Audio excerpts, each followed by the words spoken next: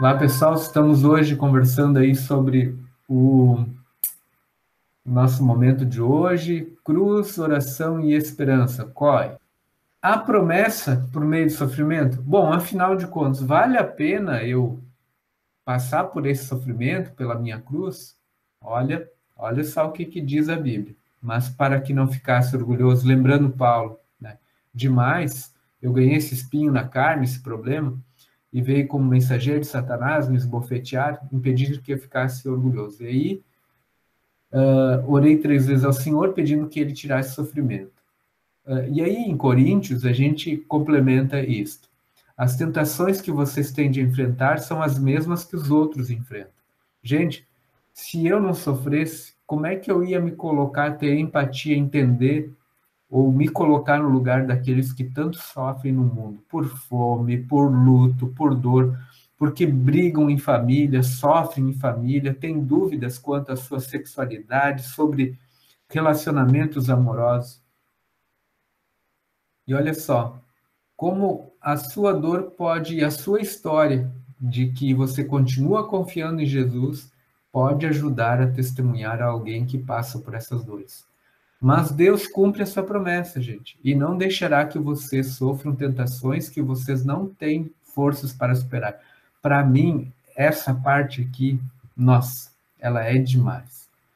Deus cumpre a sua promessa e não deixará que vocês, que você e eu, não soframos tentações que nós não possamos ter forças, e que Ele não nos dê, olha só, que nós não teremos força para suportá-la. Quando uma tentação vier, quando vier uma cruz na sua vida, na minha vida, Deus dará forças a vocês, a mim, para suportá-la, e assim vocês e eu poderemos sair dela.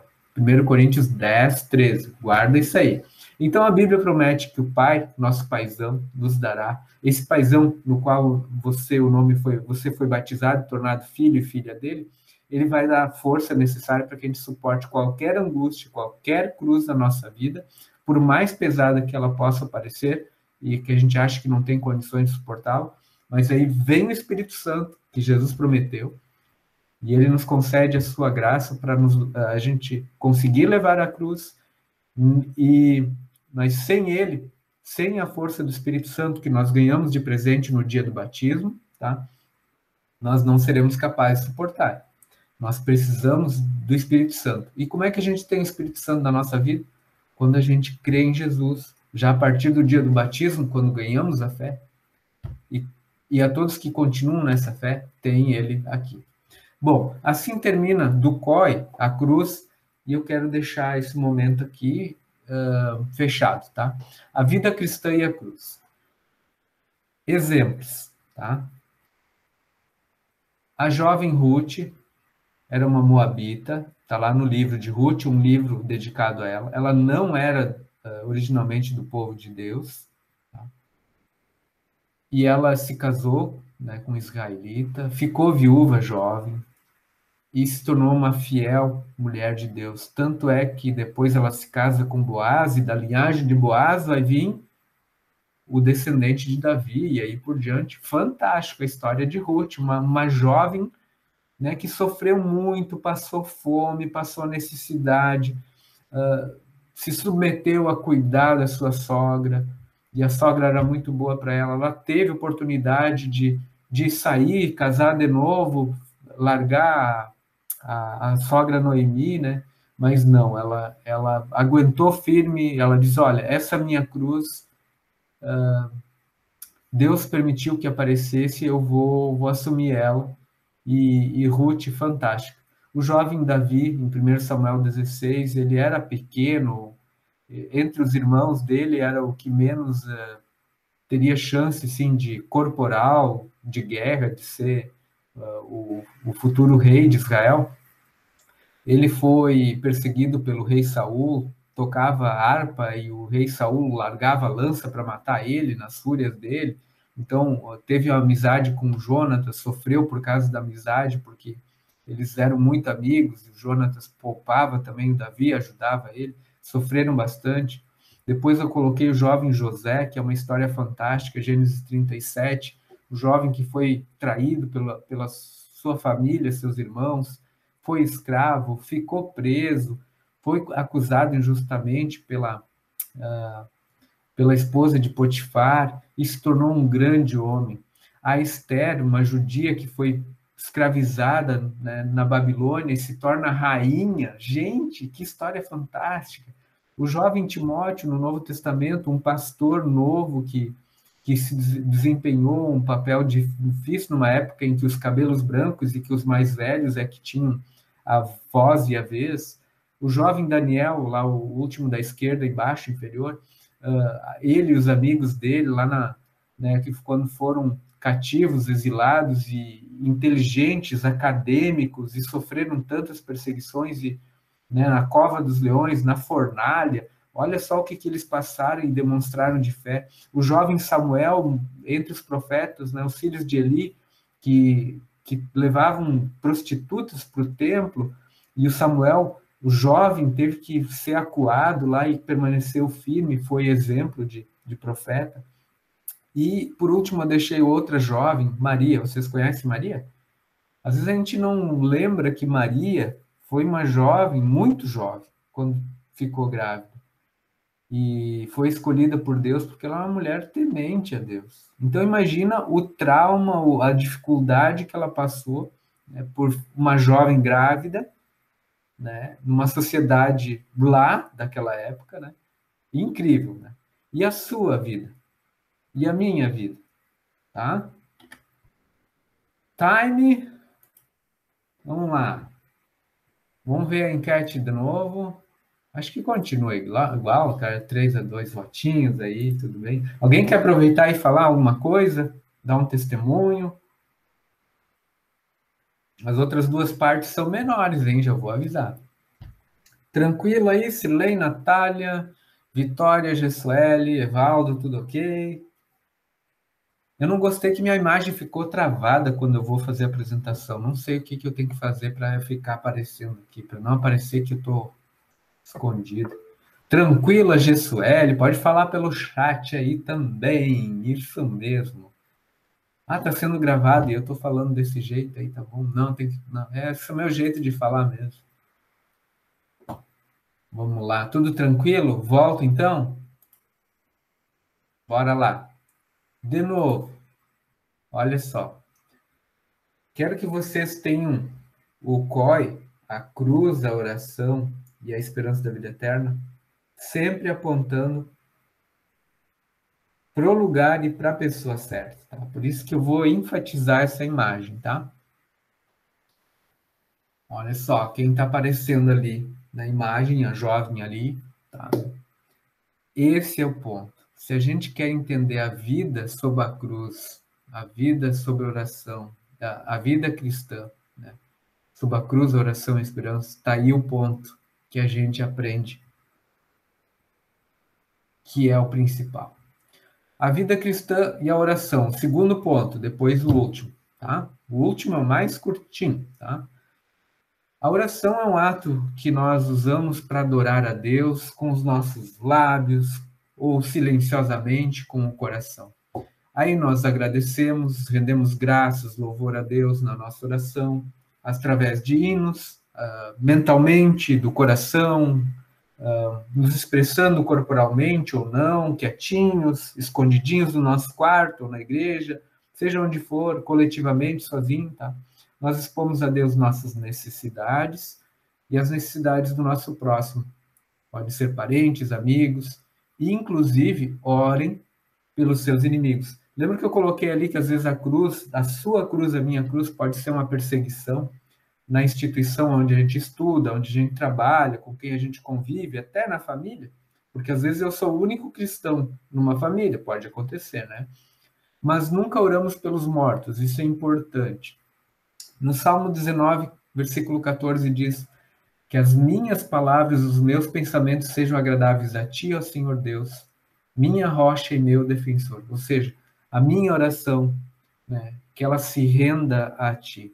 Hoje a reflexão da Jennifer coloca ali também que eu tenho os meus desejos, eu posso e devo colocar meus desejos diante de Deus na oração. Agora, Deus te responde, aceita a minha ideia, os meus propósitos, né? Mesmo que a dor seja forte, eu vou estar do teu lado. Você vai orar pedindo para que o seu avô fique bem da Covid, um familiar, pode acontecer e deve pedir. Agora, nós sempre oramos assim, que seja feita a tua vontade, ó Deus, como Jesus também fez diante da difícil situação da cruz, tá? O que requer de mim a oração? A primeira coisa que a gente coloca aqui. Jesus respondeu: Eu sou o caminho, a verdade e a vida. Ninguém pode chegar até o Pai a não ser por mim. Então, seja de qualquer jeito, inclusive na oração, não tem como chegar a Deus Pai a não ser por meio de Jesus. Lembram da parede ali, né? Cruz, oração e a esperança da vida eterna. É Jesus o ponto, tá? Então, a nossa oração cristã sempre requer fé em Jesus. Por essa razão, a Bíblia só considera uma verdadeira oração quando é feita em nome de Jesus. Você não precisa necessariamente dizer em nome de Jesus, mas se você já crê em Jesus, você está fazendo isso em nome de Jesus. Por isso que a gente não pede em nome, seja lá de quem for, em nome de quem, tá? Não usamos outra, porque só um morreu e pagou pelos nossos pecados e nos dará a ressurreição para a vida eterna. A quem dirigir a oração? Isso é importante. Tá? Adore o Senhor seu Deus e sirva somente a Ele. Mateus 4:10 e nos lembra o primeiro mandamento. Tá? Devemos orar somente ao nosso Deus verdadeiro, Pai, Filho e Espírito Santo.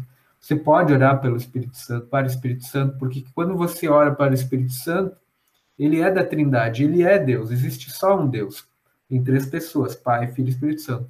Quando você ora a um, está englobando o único Deus em três pessoas. Porque esta glória pertence somente a Ele. Nós não oramos para anjos, para estátuas, para qualquer outra coisa. Oramos somente para Deus. E porque apenas Ele pode e requer as nossas orações. Ele pede para que nós oremos a Ele, tá? Qual é a motivação para a gente orar? Tem um texto bíblico do Salmo 50. Peçam... primeiro Mateus, tá? Peçam e vocês receberão, procurem e vocês acharão, batam e a porta será aberta para vocês.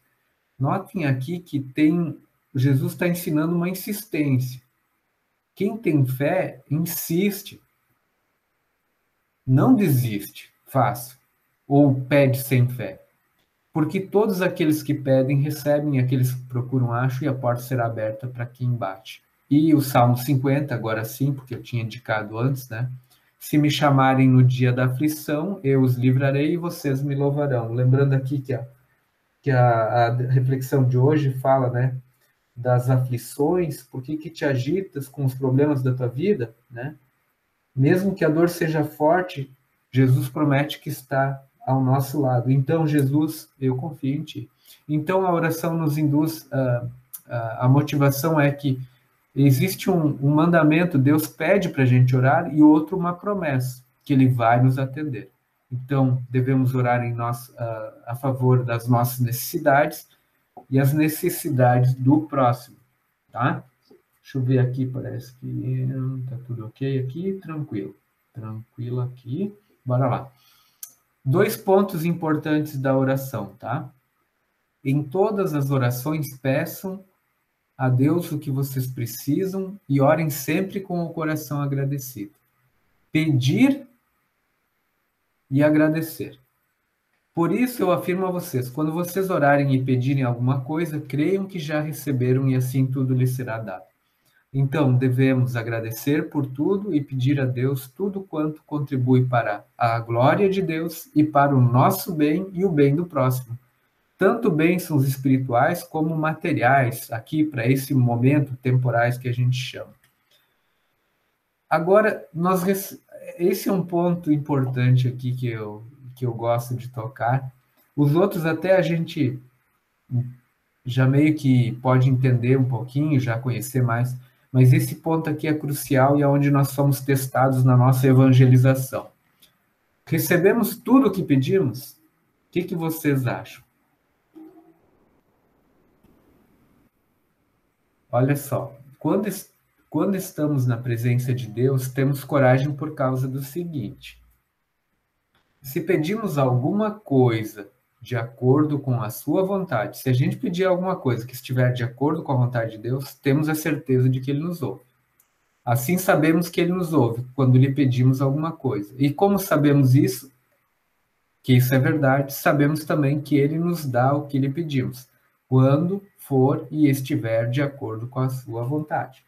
Ou seja, os bens e os dons espirituais necessários para a nossa salvação, para a nossa vida de fé, devemos pedir, e isso incondicionalmente, exigir de Deus, vamos dizer assim.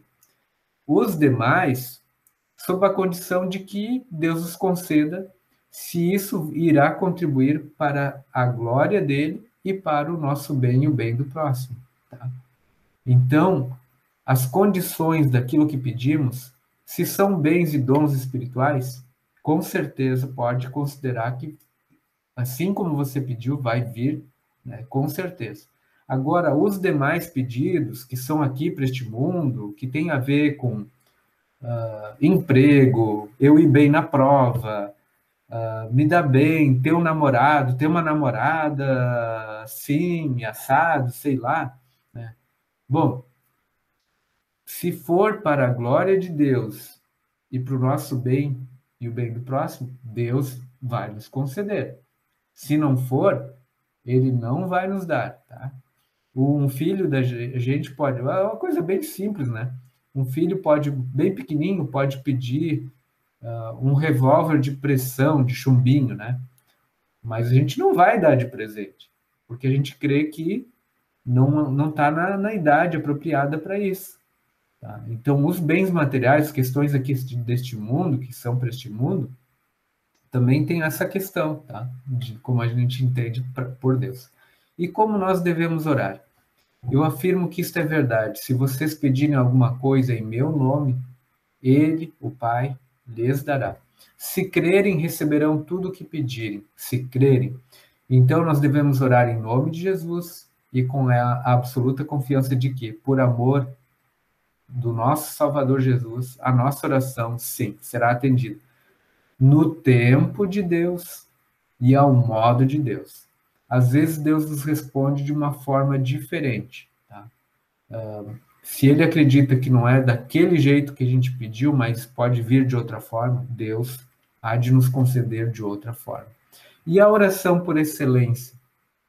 Pai Nosso, eu vou orar ela. Ore junto comigo. Pai Nosso que estás nos céus, santificado seja o teu nome. Venha o teu reino. Seja feita a tua vontade, assim na terra como no céu. O pão nosso de cada dia nos dá hoje e perdoa-nos as nossas dívidas, assim como nós também perdoamos aos nossos devedores. E não nos deixes cair em tentação, mas livra-nos do mal, pois teu é o reino, o poder e a glória para sempre. Amém. Essa é a oração por excelência. E fechando aqui a parte da oração do COI, lembrando COI de cruz, a letra O de oração, é isso que a gente está terminando, e vamos fechar com a esperança da vida eterna, a letra E, letra E. Tem uma frase aqui do Ian Murray: a oração vem de Deus e o tempo todo Ele nos está treinando para orarmos. Deus permite que as coisas aconteçam em nossa vida também. As cruzes que aparecem na nossa vida nos ajudam, nos ensinam a buscar Ele, nos fazem, nos incitam a levar a buscar Ele. Esse rapazinho é um jovem que eu achei na internet, que era uma imagem gratuita que eu podia baixar, não é o Ian, tá, Muralha? A duração da oração. Quantidade, tá? E não respondido. O que eu quis colocar aqui é mais ou menos assim: a duração da oração não importa, desde que ela seja feita com fé. Quantas vezes, quantidade, também não é por quantidade, é pela fé, pela sinceridade. E quando a oração não vem respondida, a gente continua confiando. Que nem a devoção de hoje: Jesus, eu confio em ti. Não era para ser, não era para o meu bem, ou para a tua honra e glória. Outra questão: o poder da oração está em Deus. E as respostas ao modo de Deus e no tempo de Deus, porque tudo depende da vontade dele, quando nos entregamos completamente à vontade dele. Então, relembrando, o COI, que é a proposta das 3 características da vida cristã, a vida sob a cruz, a vida cristã sob a oração e a vida cristã na esperança da vida eterna, está apontando sempre para ele, que é o autor da nossa salvação, tá? Muito bem. Vamos lá, dar uma olhadinha em vocês aí. Quem... Estamos em 18h26, beleza. Agora tá no finalzinho. Alguma coisa? Fecho aqui. Sim? Alguém quer abrir, falar alguma coisa? Tranquilo? Quietam sim, continua, Gerson. Bora lá então, vamos lá. Vamos fechando aqui. Opa, muito bem. A nossa vida e a esperança da vida eterna. Já de início, Romanos 5, 3 a 5, né? E também nos alegramos nos sofrimentos, pois sabemos que os sofrimentos produzem a paciência. Olha só, todo sofrimento não é em vão, ele produz a paciência. Por sua vez, a paciência faz com que a gente confie em Deus. Então, Deus aprova isso. Mas se a gente não sofrer, não passar pela cruz, a gente não vai aprender a ser paciente. E com a paciência vem a aprovação de Deus. E essa aprovação de Deus vai criar em nós a esperança na vida eterna. E essa esperança não nos deixa decepcionados. E aí, por isso que, quando eu vejo que os outros, eu sou cristão, mas eu tenho doença na família, tenho Covid, problemas financeiros, problemas amorosos, mas eu continuo confiando. Mas não são só problemas. Você sabe que não são só problemas, tá? Mas embora a vida tenha muitos problemas, e para alguns mais do que para outros, nós continuamos confiando, porque Ele derrama o seu amor no nosso coração por meio do Espírito Santo que Ele nos deu. O Espírito Santo é dado a nós. Qual é a expectativa da vida eterna? Que vocês não têm deixado de receber nenhum dom espiritual enquanto esperam a vinda do nosso Senhor Jesus Cristo. Vocês e eu não precisamos duvidar de que até Jesus voltar, até a nossa hora, a minha e a tua hora, não vai faltar nenhum dom espiritual. Outra questão, enquanto ficamos esperando o dia feliz em que aparecerá a glória do nosso grande Deus e Salvador Jesus Cristo, de novo aponta lá para a vida eterna. E o último texto bíblico ali em amarelo, mas nós somos cidadãos do céu. E estamos esperando ansiosamente o nosso Salvador, o Senhor Jesus Cristo, que virá de lá. Novamente, apontando para Jesus, que foi aquele ali da imagem, que a gente está, a representação da imagem que a gente aponta ao COI, a gente está aguardando esse grande dia da gente se reencontrar com ele, e não só com ele, né, gente? Com aqueles que já partiram pela fé antes de nós, e nós vamos nos reencontrar. É um até breve, até lá. Então, a vida cristã, ela é vivida então, nessa constante esperança. Nós temos essa esperança na segunda vinda de Cristo e de nossa, então, entrada na vida eterna. Pois, e quais são os efeitos dessa esperança na vida eterna? 3 textos bíblicos. E todos os que, por minha causa, diz Jesus, deixarem casas, irmãos, pai, mãe, irmãos, filhas, filhos e terras receberão 100 vezes mais e também a vida eterna. Ou seja, quem me colocar em primeiro lugar, né? Deus dará a vida eterna às pessoas que perseverarem em fazer o bem e buscam a glória, a honra e a vida imortal. Olha só que coisa bacana. Deus dá a vida eterna às pessoas que perseveram, que ficam firmes, que buscam fazer o bem, continuar firmes na fé. Pois para mim o viver é Cristo e o morrer é lucro, diz o apóstolo Paulo. Né? Diz, olha, eu preferia já estar com Deus lá na vida eterna. Mas ele tem um propósito comigo aqui. Então, o meu viver aqui, gente, é Cristo. Né? Torna o cristão, então, essa expectativa da vida eterna, esforçado em boas obras, em fazer coisas boas aqui neste mundo, né? Várias formas, fervoroso na pregação do Evangelho. Né? E eu coloco isso um desafio para nós, para o grupo EGEC Online, jovens e educadores cristãos, Vamos fazer campanhas, ajudar, mover, usar nossa inteligência, nossa capacidade acadêmica cristã, né, fazendo coisas boas, né, não se curvar e nem se intimidar. Né. Nós sabemos fazer e fazer bem por uma causa boa, né, pela fé. Fervoroso na pregação do Evangelho. A gente não precisa estar falando do Evangelho, nossa vida vai demonstrar isso. Dá forças e paciência nos sofrimentos. E, porque quando eu penso na vida eterna, isso eu tenho força para passar pelas situações da vida, me dar paciência nos sofrimentos e nas aflições, e até diante da morte, que é a pior das dores que o ser humano irá enfrentar. Então, para fechar a vida cristã e a esperança da vida eterna, eu quero apontar para o terceiro ponto do credo apostólico, quando a gente confessa assim, ó, a gente confessa a nossa fé.